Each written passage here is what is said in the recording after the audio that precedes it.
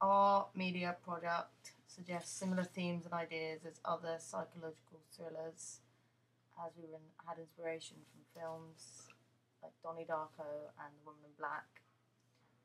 Like in Donnie Darko, our film starts at the end and then goes back in time and like explains the story. Yeah.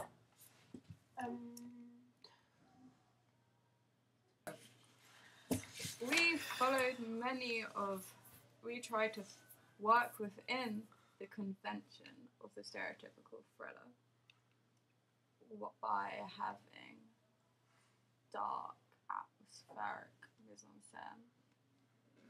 We wanted to have a timeless piece, whereas one of the darkest children wears quite old-fashioned clothes, and myself in it wears white nightie, which is quite similar to what the creepy girls in Woman in Black wear. We try to leave our thriller quite open, especially for the beginning, as if we had, say, been doing a horror, we would have made it a lot more obvious and maybe had a lot of blood and gore, whereas a thriller is far more subtle, especially a psychological thriller, which we were. The suggestion of mental illness in a child in our film isn't often used in films. However, Donnie Darko, which we took a lot of inspiration from, is based entirely around a teenager who's schizophrenic. Most filmmakers tend to not address these issues as it's quite difficult to accurately portray on screen. Our media product represents several different social groups. The main character relationships in our film are of family relations, of the mother and the daughter, and of the absent father, who, although is not in the opening or even much of the rest of the film, is an essential part. People who are parents, I think, would connect with our film a lot, especially as a parent always has anxiety and fears over the safety of their daughter.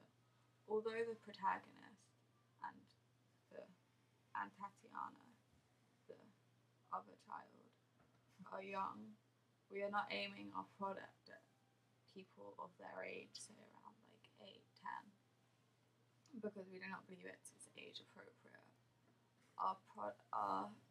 The setting of our film is set in a sort of small suburban town, which I think would be most relatable to people, say, in America, in the small sort of South, or people in the countryside.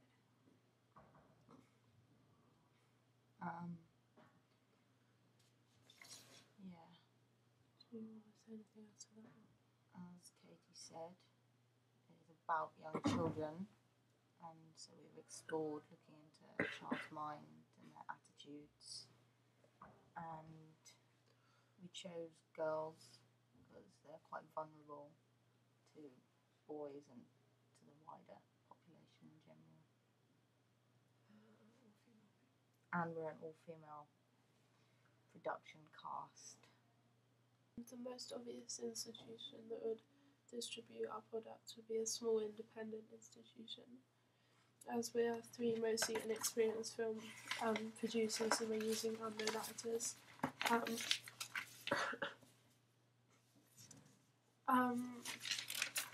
Another reason why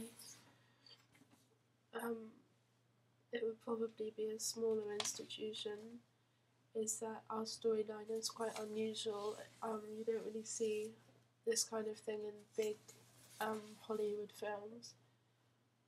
And it's the same with Donnie Darko, which was produced by an independent company and wasn't very big at first, but then was re-released and became one of the most famous films in its genre.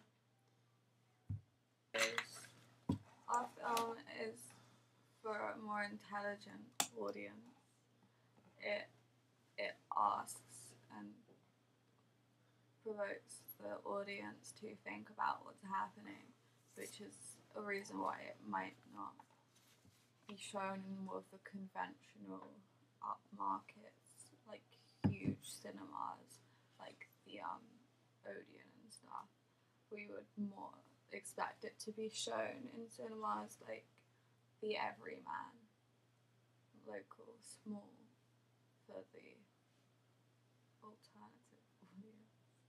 Mm-hmm. It wouldn't attract such a wide audience as, for example, a comedy would. There's not, which would attract everyone.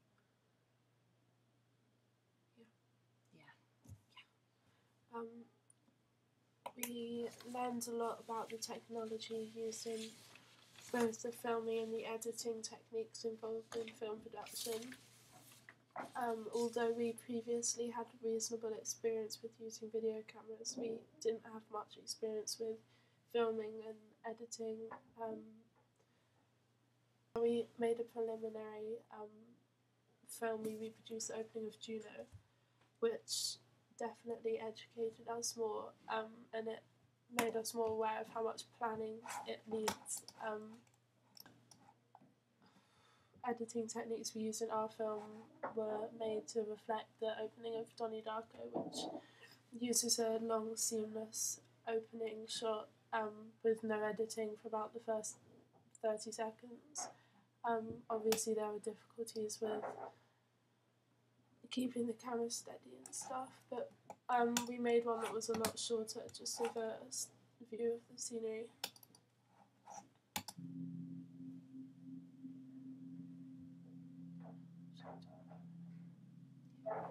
Okay, this is one of the most iconic opening scenes. As it's very enigmatic. It's really smooth. Yeah. We obviously wouldn't have ever been able to do a shot like this because it's really hard to do without a crane, which is why, although we tilt the camera up like they do here and have the same sort of forest scenery, we have to use shorter. Yeah, we don't have the equipment. Yeah. More budget. It's